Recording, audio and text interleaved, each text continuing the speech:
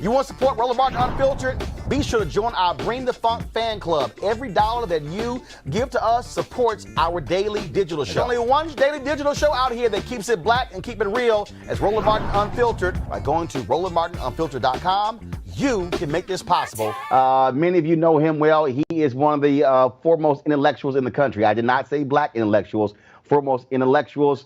He's an author, a scholar, lecturer. He is a professor. And he simply goes by, the only time you might ever hear him not got something to say is if he's listening to, of course, John Coltrane.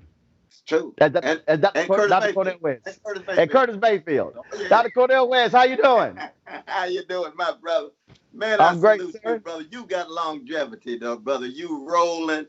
You are, in Curtis's language, brother. You've been keep on pushing.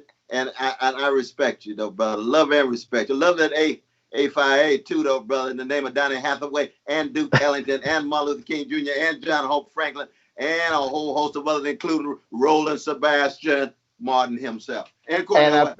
And earlier we had Reverend Dr. William Barber. So, Lord. And we want to salute Brother BB, too, man. Yes, sir. That's an amazing song. He represents a grand exemplar of our great tradition, man, the black musical tradition, the greatest modern tradition in the modern world, dealing with catastrophe and responding with creativity and compassion. So we salute BB and CC. Their whole family is part of the nobility of the artists that keep us real and keep us accountable, my brother. Speaking of that, I asked this to Erica Alexander, and I said this, and I've been saying it.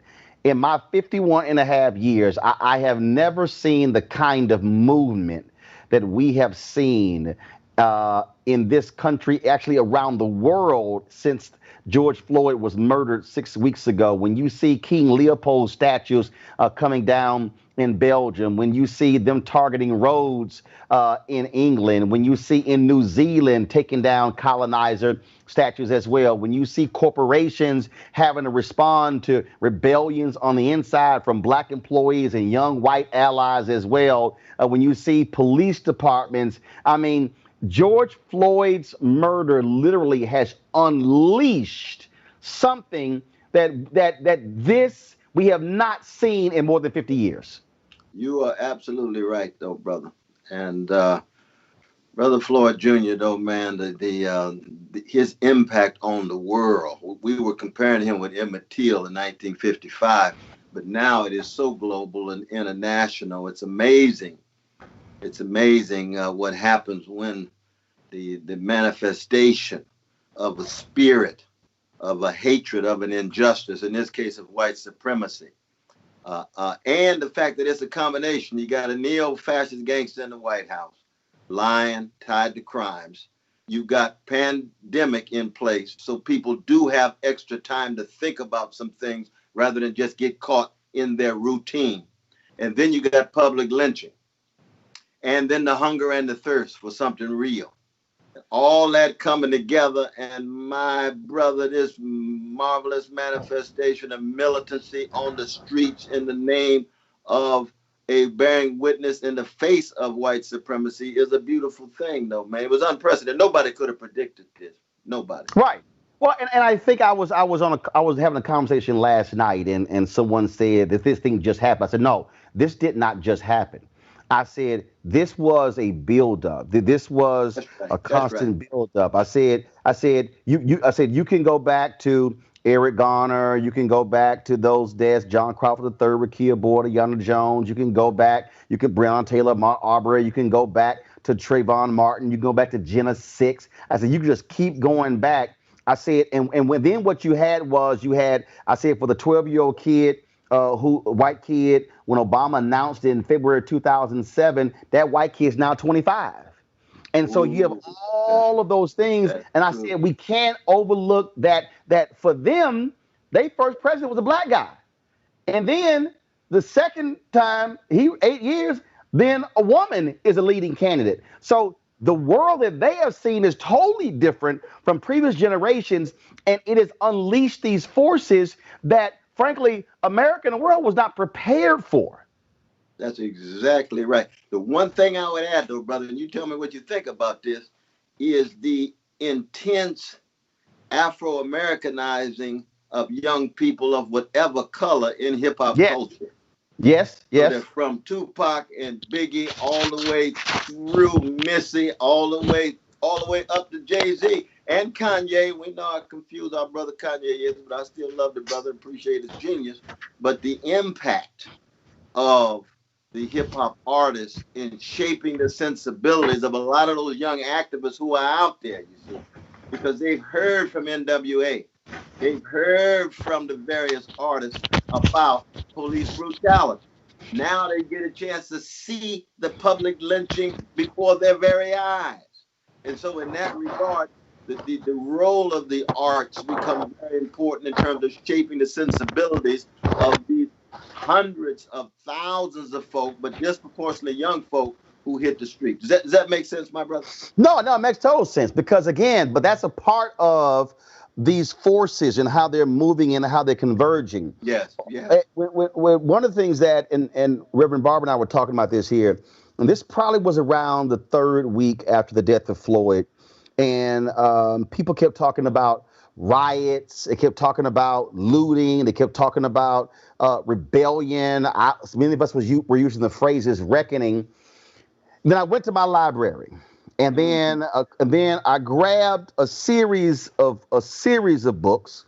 And I see your books behind you. And one of the first one, I was trying to really think about this thing in a much broader and bigger way. Yes, yes. And the first thing I thought about was Du Bois' Black Reconstruction. Then I pulled out Eric Foner's book, Reconstruction: America's Unfinished Revolution. Oh, yes. And, Then and I those two go together, hand in yeah. hand. Then I pulled 1935, 1987. Then I pulled out Manning Marable's The Second Reconstruction and Beyond in Black America. Oh, And yes. and then Dr. Barber's book, The Third Reconstruction, There. Moral Mondays. I have been saying that this is the third reconstruction, that we should not look at this as sort of this short-term thing. We should look at this thing as the first reconstruction was 12 years. The second reconstruction, Marable has it 45 to 2006. I really have it from 54 to 68. I Mm-hmm. said, which lasted 14 years. We have to be thinking in terms of the third reconstruction because reconstruction means literally reconstruct the nation, reconstruct the system, reconstruct the paradigm, not make small fixes. Your thoughts? Oh, you're absolutely right. And I would turn to Du Bois's great text of 1921 called The Gifts of Black Folk. A lot of folk know the 1903 book, The Souls of Black Folk, but the gifts of Black folk. He says, what are the gifts? Well, two of the major gifts is the reconstruction of freedom, the reconstruction of democracy. But the big difference here, though, brother, is that this third Reconstruction that you talked about, that Brother Barber talks about, and Brother Eddie Glaude talks about in the Third American Founding in his recent book on James Baldwin, Begin Anew, is that we're this moment of the decay and decline of the American empire, so that the impact of America around the world is lessening, not just its reputation, but its inability to present itself as something that it is not, which is this beacon of liberty. I mean, here's, July 4th, right? Right, right. Frederick Douglass, celebrations of shame, national greatness, swelling vanity, boast of liberty, unholy license. America reigns without rival when it comes to revolting barbarity and shameless hypocrisy. That's Brother Frederick Douglass, July 5th, 1852. Well, now the chickens have come home to roost, though, brother. America has been revealed to be a place that cannot deliver basic goods and services to its own people. 40% of Americans living near or in poverty. It cannot protect rights and liberties when it comes to those dissenting voices that are being pushed to the side too often. And it cannot deliver purpose and meaning, because its commodified culture is so spiritually empty and vacuous, and it's all about getting over and manipulation and domination rather than learning how to care and nurture for others and cultivate intimacy and love, which is what makes life worth living. That's why you got the drug overdoses taking place. That's what you got, the unbelievable sense of meaninglessness, what I call nihilism, taking place, so that the culture of an empire, as well as its nation state, with all of its militarism around the world, AFRICOM in Africa expanding and so forth, dropping drones on innocent people, and then the greed, my brother, the greed beginning on Wall Street and spilling over, which is out of control.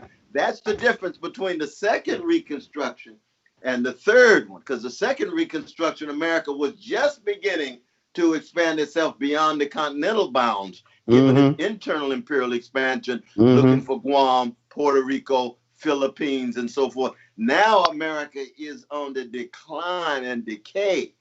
And you begin to see what Malcolm was talking about. You're going to reap what you sow. Sooner or later, those chickens going to come home to roost. And then the question becomes, how do we, in the belly of the beast, still love truth, beauty, goodness, love black people enough to recognize that the Reconstruction and the reawakening is the only option, or America goes under? I was on this call last night, and this guy kept saying, well, just can we put a number on it? And he said, is it reparations? I said, no. I said, no, it's not. He says, well, can we put a number on it? I said, no. I said, it's an unknown number. And he was like, well, I don't understand. I said, see, here's the problem with this conversation. I said, how America always works is it's so like you take your car in and you don't really want to hear what the mechanic, just tell me how much it's going to cost. Just money. So they give you the number and you're like, okay, fine, fix it. I don't want to hear nothing else. What I explained to them is, I said, you can't put a number on this. And I know Bob Johnson came out, said 14 trillion, and I've seen other reports. I said, the reason I said I'm not going to put a number on it, the reason I'm not going to call it reparations, is because I said, this thing is so deep, it is so pervasive, it is so systemic, that if I put 14 trillion on it, once I get in, I may realize it's 40 trillion. Yeah, 20. I was thinking 28, 45. Yeah. I said, so what you want me to do, you want me to limit. So when we hit that limit, well, you said it was 14. Hey, here's 14. I said, no. I said, because you got to deal with education, you got to deal with housing, you got to deal with health. I started going through all these different categories, and I said, it's not that simple. And I think that's the problem with America. The impatience of America is like, look, just how much is it going to cost for y'all to go away? And I'm saying it ain't that simple to simply say how much is it going to cost. Because again, I'm sitting here with where do we go from here? Chaos or community. Ooh, yeah. King said, Yeah. America, you ain't ready to write that big check. And he didn't put a number. He just called it that big check. No, that's real though, brother. I mean, part of it is people always want to reduce these kinds of issues of such crimes against humanity to just monetary matters, because America is a business culture, it's a market driven culture, it's a money obsessed culture. But you are absolutely right to resist it. But I think what you and I would agree is that there's got to be some kind of repair. So some form of reparations is required. And so we're going to have a dialogue. And the dialogue's got to be a robust dialogue. We got to bring in William Gardy. You know what I mean? You got to bring in all Mm-hmm. the different voices. You got to bring in Sister Yvette and Tone and all the other voices that's been talking about reparations. But at the same time, you see, I want to talk about redistribution of wealth in Right, addition to reparations. You right, see what right. I mean? And that's what I'm That's a saying. matter of being a citizen. That's not just I'm a matter not of being a descendant of slavery, Jim Crow, Jane Crow. That's just as an American citizen, they have a right to Medicare. That's what Brother Bernie's absolutely right. right. They got a right to a job with a living wage. They got a right to decent housing, and they got a right to quality education so they can get their minds and souls together to be fortitude, to love and respect ourselves enough to be willing to fight. And that piece right there again, because what it does is, and this is how I've laid it out. I said we black folks, we've never had full citizenship. That's true. I said we've had it technically. The fact that yesterday I did a whole hour special today on the Crown Act. Today is the first Mm, anniversary of the Crown Act. I said if you want to understand why we're not at full citizenship, the fact that a law had to be passed that says you cannot discriminate on somebody's hair tells me there's no full citizenship. that's I said, true. if we had full citizenship, there would be no need for the Crown Act. That's right. I said there would be no need for us trying to get McConnell to vote on the bill the House passed that restores what the Supreme Court took out of the Voting Rights Act, declared That's right. unconstitutional. I said, That's right. I said to this group, it was largely white folks. I said, that's Mm, what y'all don't understand. I said, we have always had to go back and legislate our rights when you got it just because it's you. that's exactly right. And that's what Malcolm was trying to tell us in the 60s, that you cannot be a full fledged citizen if you have to undergo constitutional revision with an amendment to make you citizen, and then it's on paper but never enforced, is never executed on the ground. And when you try to execute it on the ground, you get white backlash so that it can never be true in practice, even when it's on paper. We break our necks to get it on paper. And Right. even when you get it on paper, it's not enforced, you see. So that, you know, it raises deep issues in terms of whether the country has the capacity to treat the masses of black people with respect and dignity. That's Garvey's question. Garvey used to say what? As long as black people in the United States, the masses of black people will live lives of ruin and destruction. Now, I have great love for Marcus Garvey. I have great love for the black nationalist tradition. I'm not a Garveyite. I'm not a black nationalist. He's my brother. They are my brothers and sisters and so forth. But that question, the Garveyite question, remains unanswered because the masses of black men, I'm not talking about the exceptional Negroes.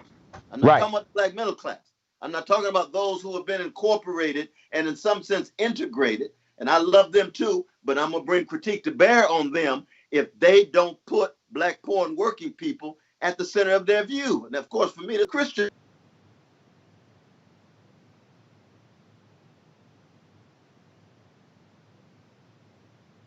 focusing on the least of these, always the most weak, the most vulnerable. And I know you heard the same thing from Brother Barber.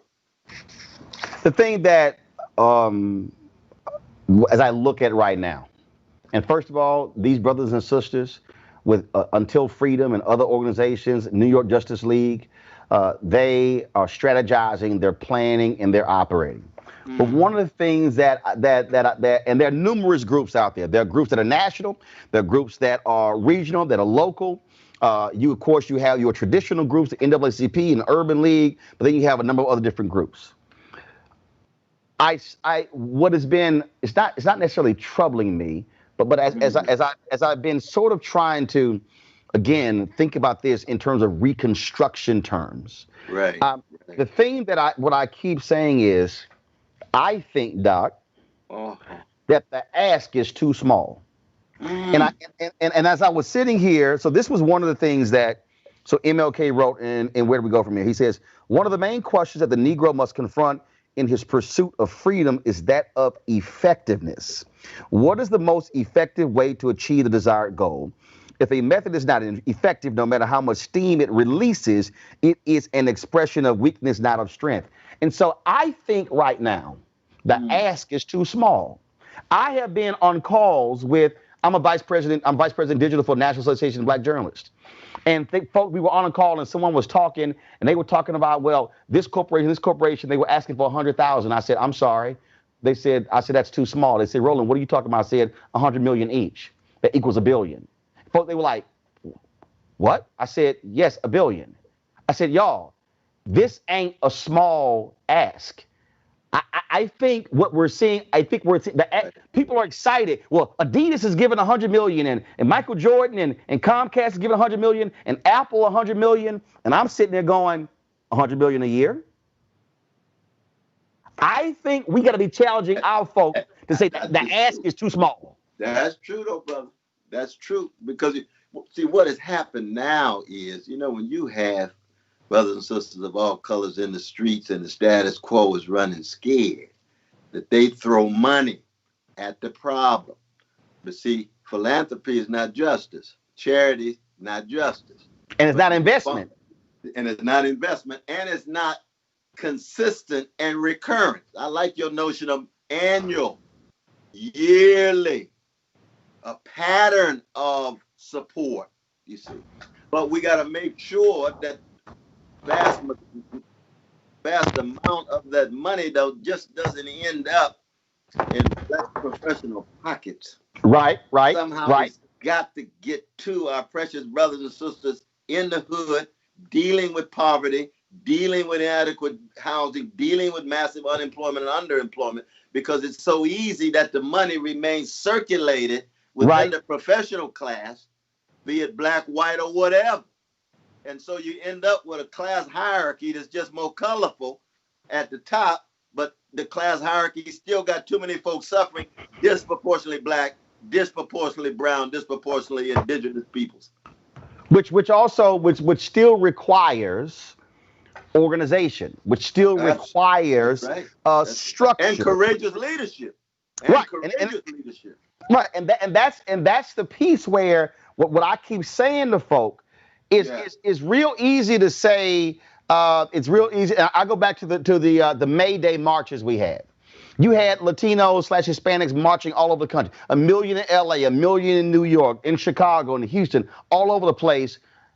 But people say, well, why wasn't it effective? It wasn't effective because you had boots on the ground, but you did not have organized infrastructure who could then take those demands, place it within a public policy narrative, and then drive it through. See, we keep talking about King and Fannie Lou Hamer and Right. all those folk, but you can't ignore Clarence Mitchell.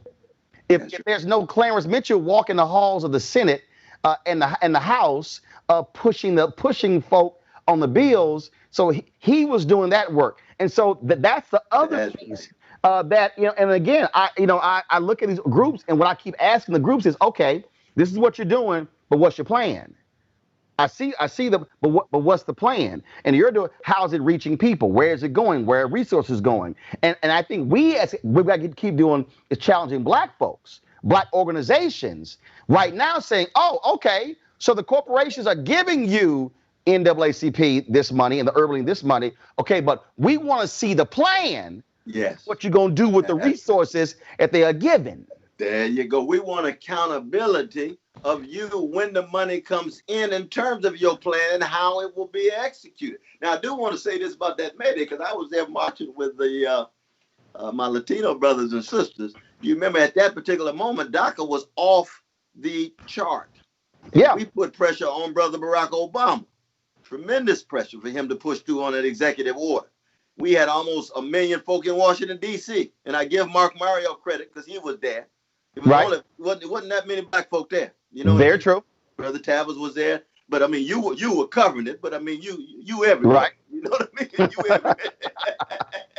That's the kind of Houston, Texas brother you are. You That's everywhere. right. But That's the right. thing is that you have to be able to have an inside outside strategy.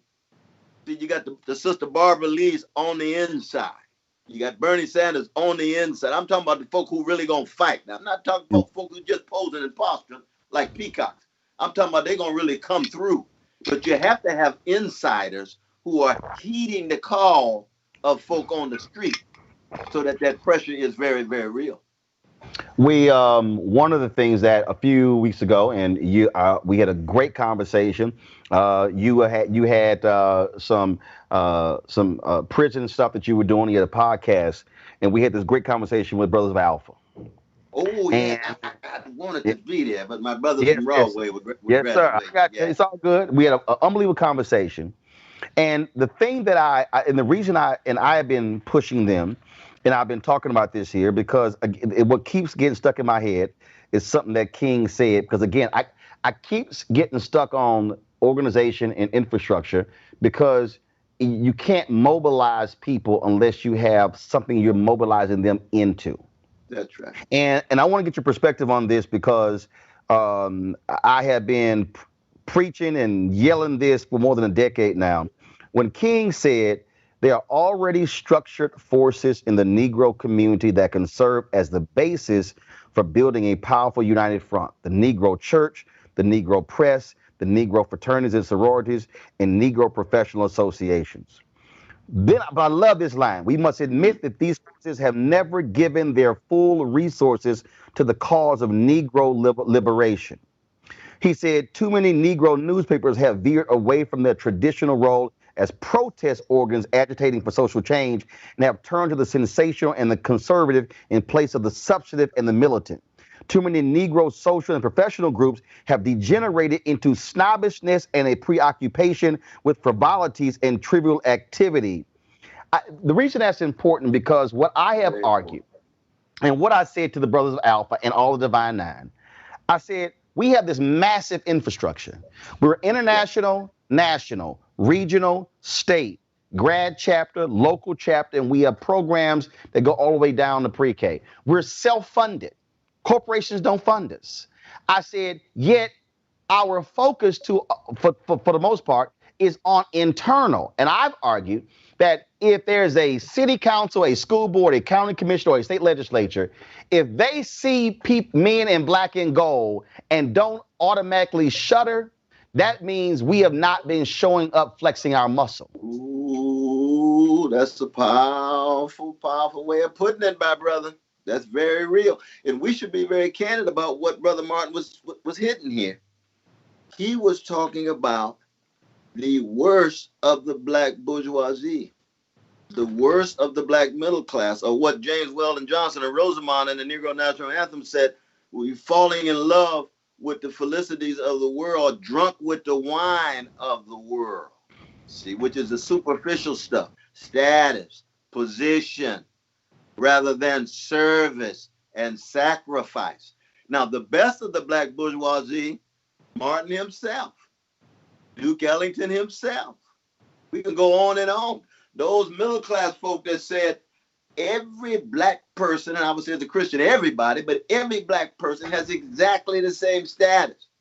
Right. So if your child is Jack and Jill, you ought to be as concerned about brothers and sisters in the hood as Jack and Jill brothers and sisters. See, that's what Martin was getting at. So when you look at the churches, the mosques, fraternities, sororities, they've got wonderful folk in them, but they also have tendencies, and you and I have seen it over the years, to deal with superficial things. Right. And in a moment of crisis, and we always live in every moment of crisis, be black in America, every moment of our lives in certain such moment of crisis, is how do we tease out our courage and our vision to make sure that we can create some kind of organization. Garvey used to say what? Disorganization is the major obstacle for black freedom. Stokely Carmichael, Kwame Nkrumah would say it over and over again: organize, organize, organize. Right. and a variety of different kind of organizations. See, I don't think we'll ever have one overarching organization. Nope. Oh, I Nope. mean, people have come down on me recently. I was been defending my dear brother, Mr. Louis Farrakhan, in terms of his right to speak. They canceled him on Fox. I was on Fox News. I said, no, he got a right to speak. Well, you disagree with him. Well, he's my brother. We overlap on some things. We both hate white supremacy. We argue on other things, you see. But we have to be willing to take a risk. If somebody messing with you not perfect, I'm not perfect. But you are my brother. And if you know over the years, I've got to step forward. Why? Not because we're any of us exemplify purity, but Mm-hmm. because there's a slice in the black community of people who are willing to step out, be courageous, cut against the grain. And when they do that, even when you disagree with them, you have to defend their right to be, to speak, and so forth. And so that requires just a matter of consistency, though, brother. And Mm-hmm. consistency is a rare thing these days. Even given this historical moment that we're in, it's hard to find consistent folk. That's why I started off talking about your longevity, man. The ups, Well, the downs, Roland is still there. That's what I that's love. right. You ain't That's gonna do important, man. it. That's very Right. And you're absolutely right. On that one is very. So I want you to explain for our folks. We discussed this the other day that I don't think white America has really any understanding that with the relationship between Nation of Islam and African Americans. And some people got mad at Ice. Some people got mad at Ice Cube when CNN's Jake Tapper was criticizing Farrakhan, and Ice Cube tweeted, "Watch your mouth." right, Um, right. what do you say to the white folks and some black folks who say, "Wait a minute, how can you be black and criticize a Richard Spencer, criticize some they would throw in a David Duke and other. How can you criticize them, but then you'll say that Farrakhan should speak? How do you respond to that?" Well, one is I say first you got to quit lying about my brother, Minister Louis Farrakhan. When he said Hitler was wickedly great, he was the greatest among the wicked ones. And it was an indictment of a Holocaust. It was a critique of Hitler's treatment of Jews. So what has happened is you get this shoddy journalism where they say, Ms. Louis Farrakhan said Hitler's a great man. That's a lie. He said he's wickedly great. Well, he said something about Judaism. He said Judaism can be used as a gutter religion. Well, I'm a Christian. You know that. Can Christianity be used as a gutter religion? Hell yes. Ku Klux Klan. Constantine using Christianity to defend the empire. Christianity used against women, against gay brothers and lesbian sisters. So first you got to tell the truth about Minister Louis Farrakhan. Now, does Minister Louis Farrakhan speak only the truth? No. He got to be accountable like everybody else. He And got in to be fact, correct. you challenge him aggressively on his attacks on people of the Jewish faith Absolutely. And when and we met LGBT. for 9 hours, when we first met, and all I told him was, I said, there's no such thing as the Jews. You got reactionary Jews, you got right-wing Jews, you got centrist Jews, you got progressive Jews, you got revolutionary Jews, just like there's no such thing as the blacks. Nobody speaks for me or speaks for you. We got Clarence Thomas on the one hand, we got William Barber, we got Michelle Alexander and Angela Davis on the other. And he received that. He said, Brother West, I see what you're saying. I see what you're saying. So part of the problem is that when you have a corporate media that is so intent on lying on a brother, first you got to make sure you get the truth. Then when you get the truth and you still have disagreements, then you have a serious conversation and dialogue. But I think one can never deny the level and the breadth of the longevity of Minister Louis Farrakhan's hatred of white supremacy. That's just a fact. His impact on everyday black people. That is just a fact.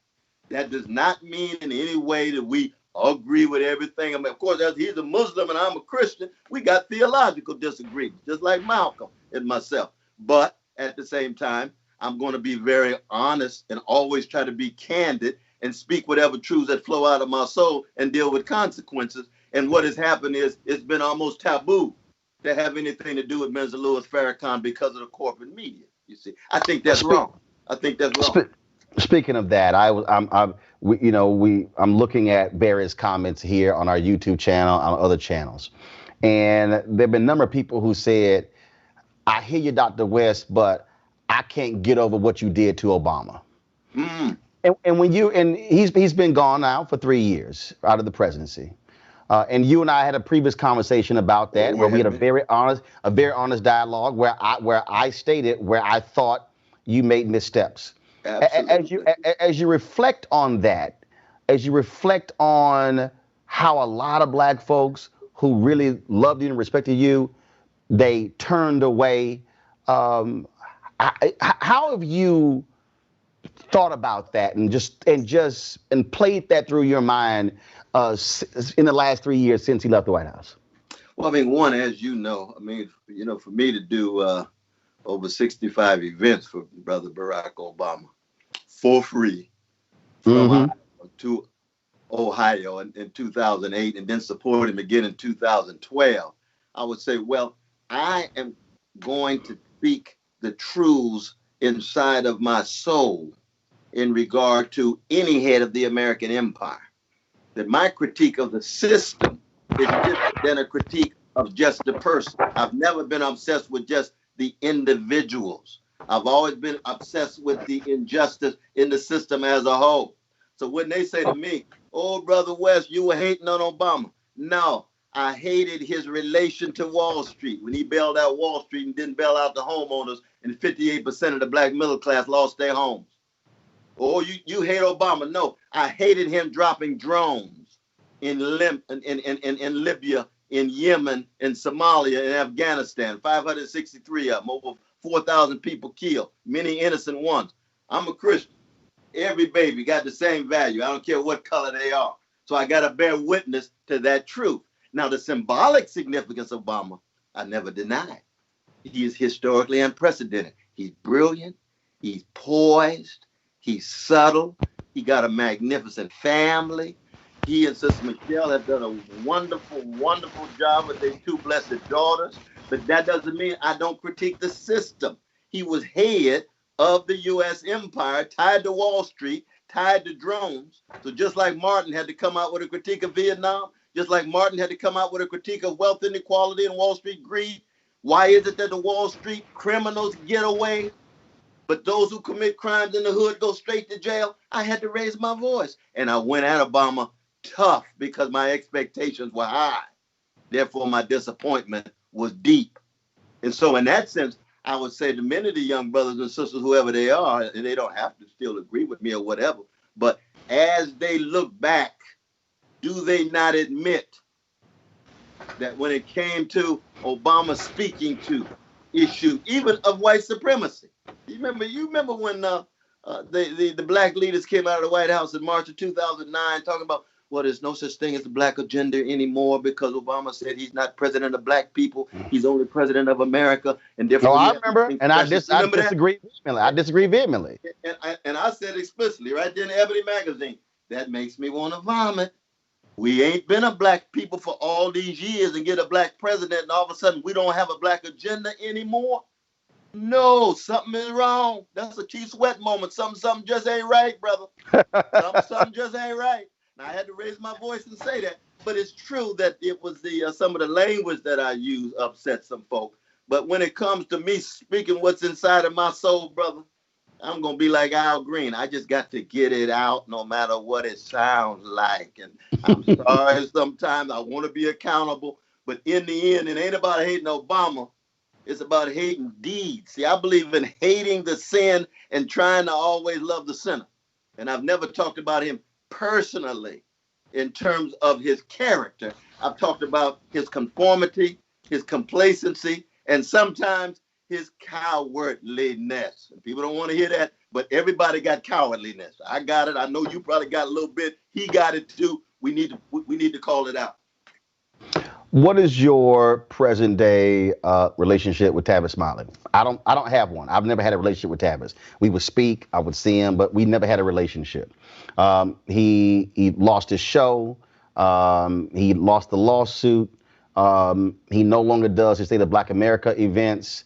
There are a lot, basically, before this whole phrase cancel culture came out, there were a lot of folks who said they canceled Tavis, and they were linking the two of you because, frankly, because of your criticism of Obama. Is there a place for Tavis Smiley in Black America, and should there be some type of reconciliation? Because when you bring up his name to a lot of Black folks, they are still very angry again with you and him, You but especially him. Well, I mean, when you turn back to Brother Tavis's powerful text, accountability, if they actually read that text, they'll see that he turned out to be more right. Because all he was calling for, and I was calling for, was accountability. When he and I went on the poverty tour, because Brother Barack Obama would not mention the word poverty, he only talked about the middle class. Who's talking about poverty now? Almost everybody. You see Mm-hmm. that? So that people have to give Brother Tavis credit in that regard. And one, Tavis will always be my brother. I always have a deep love for Brother Tavis. We certainly are not as close as we were before for a variety of different reasons. But that doesn't mean I don't love my brother. And his Mm-hmm. contribution, from Black Covenant and a host of other things, are undeniable. His impact, undeniable. Tom Jones show, undeniable. So the idea of just pushing people away so quickly, I think it's not a good thing. It's not a good thing. And all of us in life go up, and all of us in life go down, and it's the bounce back. And he's bouncing back, and it's a beautiful thing. We are seeing. We are seeing. I also think with George Floyd, I hope to see. I hope to see a massive resurgence, as Dr. King said in Where Do We Go From Here, the militancy of Black media. The reason I Hope so. created the reason Hope I so. created my own platform was because I said, to be perfectly honest, I wasn't interested in asking a white producer, can I go cover Black people, and them saying no. I Right. said, I Right. said I said we could not have gotten to where we are now unless we had a Black-owned media that speaks to us.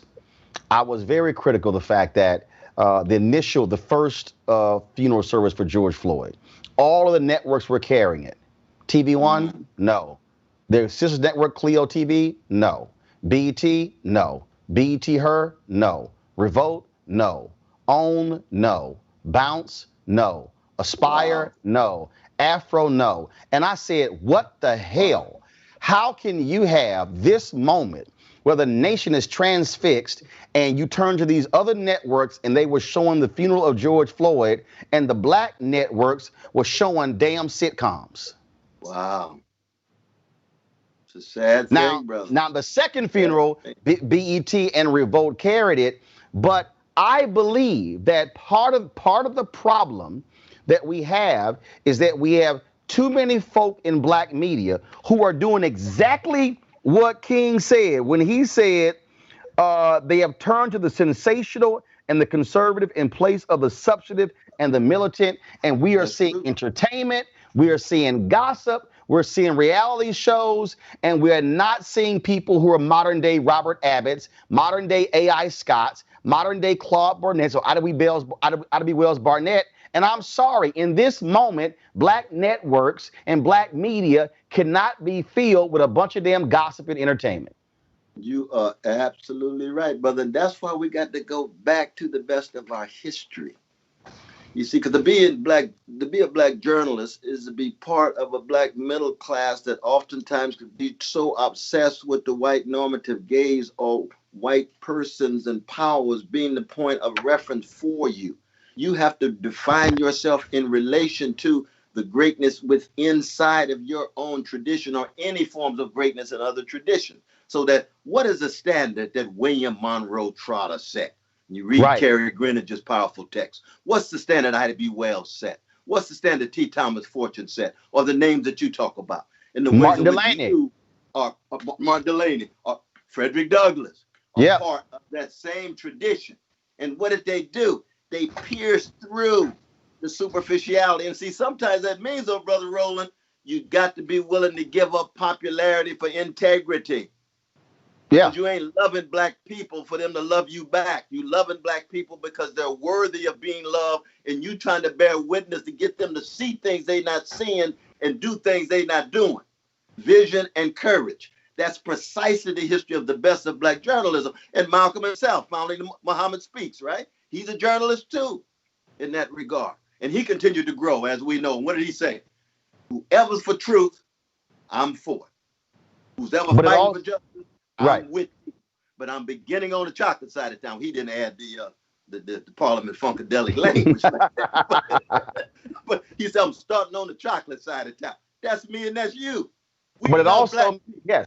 Love of And, black yeah, people comes in a lot of different forms, but it doesn't stay there. We love folk as a whole, but we start there with our mamas. And today, my mama's birthday, brother, 88 years young. all right. Happy birthday, Mama Oh, West. I'm telling you, but see, she set a standard. You see what I mean? There you And go. I'll There you never go. be the person she is. But I'll tell you one thing, I'm never gonna give up trying to be and aspiring Right. to be her level of spiritual excellence and the level of moral excellence in that regard. It also requires for black people to have to be willing to fund our own stuff. Yeah, that's And true. the That's reason that's true. vital is because I sort of lay out, you can't keep saying, man, we want y'all to fight, but then you expect us to have somebody else pay for it. I've said it, and Yeah, this yeah. is not denigrating the NAACP, but the reality is this here. If the NAACP's budget is based upon corporate giving, then the NAACP cannot truly be hardcore on fighting for black folks against the very interest. The Color of Change doesn't That's true. accept any corporate gifts. And what I tell folk all the time, the reason the Chicago Defender was as powerful as it was because black folks had subscriptions. They That's paid for true. it. And so it's getting our people to understand, like this here, I do it all the time. I That's tell people, true. I say, yo, if 20,000, I got 2.7 million social media followers. If 20,000 of our people gave $50 each, and that's Mm, the Wall Street Journal costs $350 a year. I say if 20,000 gave $50 each, that's $4.19 a month, 13 cents a day. That completely funds the show. We can travel, we can cover stuff. We will do 700 hours of content this year. I said, but we've got to be willing to fund it. Now we've got about 8,800, 9,000 folks. We got 11,000 to go. But the point I'm trying to make is you can't keep expecting somebody else to fund your freedom fighters to fight for your freedom because whoever's funding your freedom fighters is really who they responsive to. no, I tell you, those strings are real. Those strings are very, very real. You are absolutely right, my brother. Absolutely right. Uh, uh, and that means that we have to have a black business class Mm-hmm. that puts struggle for justice more at the center than just a matter of making money and living large. Now, we're not denying, they can live well, Right. but when you're in struggle, you got to be able to make some sacrifices here, and you got to be able to provide support for folk who are fighting for your cousins, because all your cousins not doing as well as you are, and they are just as precious as you are. And many of your cousins catching hell and getting tired. And all of us got, loved ones dealing with mass incarceration and all of this mass unemployment and the inadequate education and housing. And they are just as priceless as anybody else. Mm-hmm. Oh, and that's why I don't have it, but it actually is upstairs.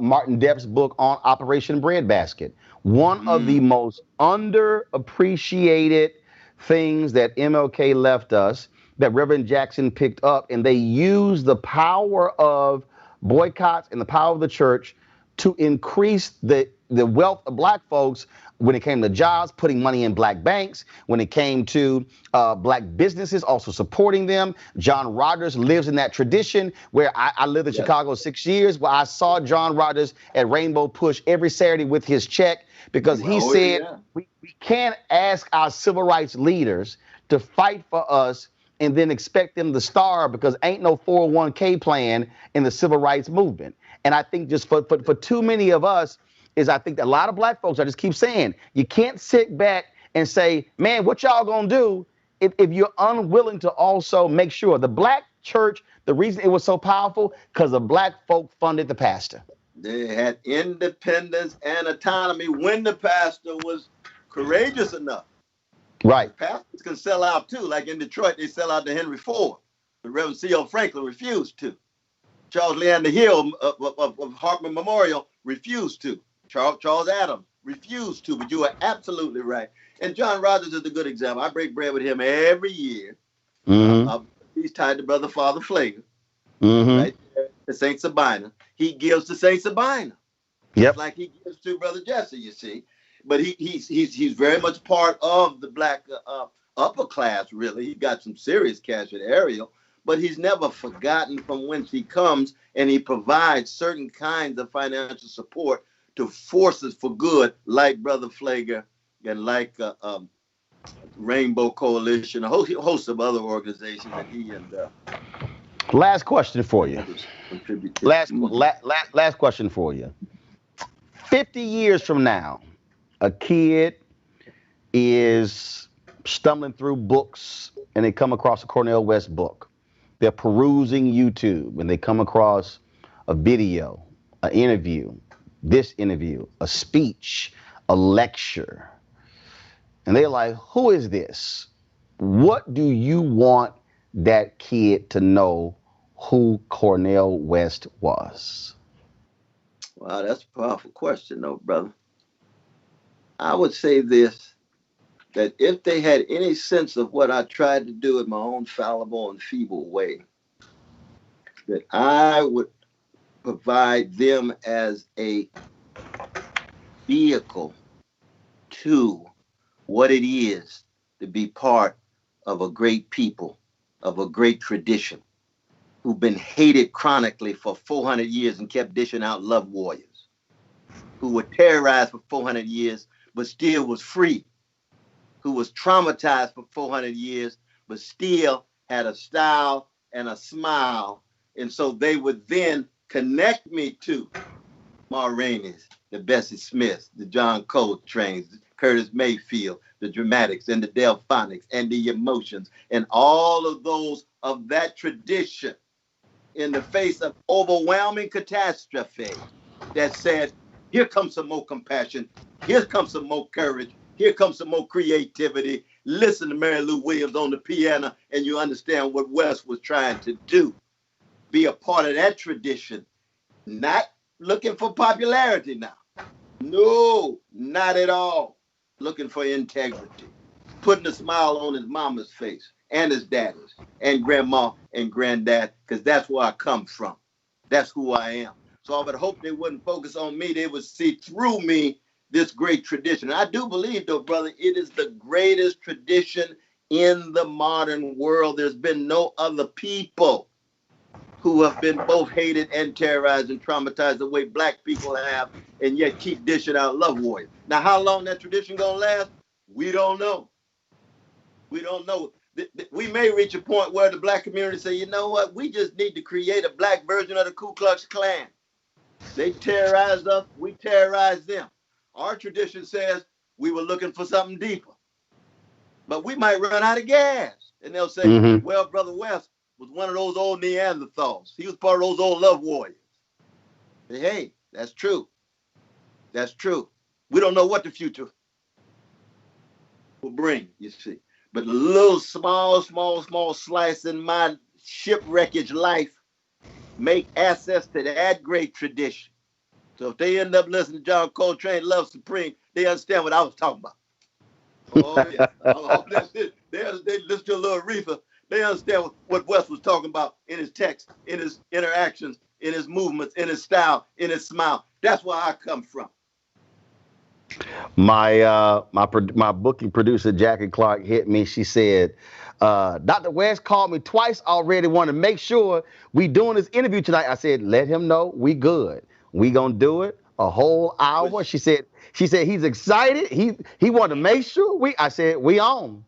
No, see, when you called through her, I said, Brother Roland, I'm stopping everything. People don't understand what we got together. You know what I mean? Yes, sir. We don't have to agree on everything, but we brothers. So I'll stop everything. But then I called her. She's been magnificent. And I called her and I said, I just want to make sure I just want to make sure I ain't missing this on Mama's birthday. I ain't missing this. This brother Roland right here. Well, they also don't know that you and I have closed many parties together. The last one on the dance floor. So just That's so the folks truth, though, don't brother. get confused with it. Ooh, you ain't like a little midnight star. What you talking about? But I love you, brother, and I respect you, Love you man. as You know well, that. my brother. Dr. Cornel West, it's always a pleasure. Our folks, they have absolutely enjoyed this. They're going to enjoy the restream as well. We appreciate it. Keep swinging.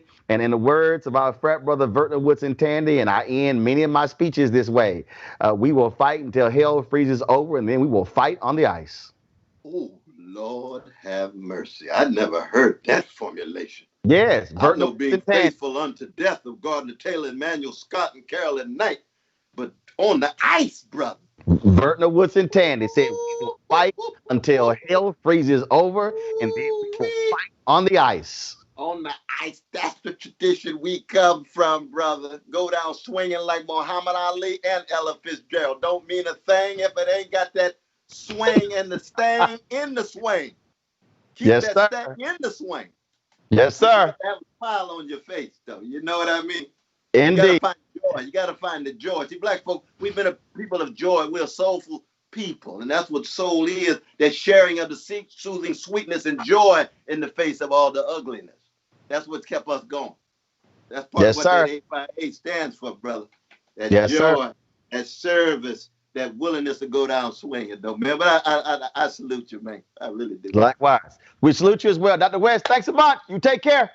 Take good care. God bless you now. Stay strong. All right, thank you, God bless sir. your loved ones. Yes, sir. Love you as well. Back to that Roland Martin Unfiltered video in just one moment.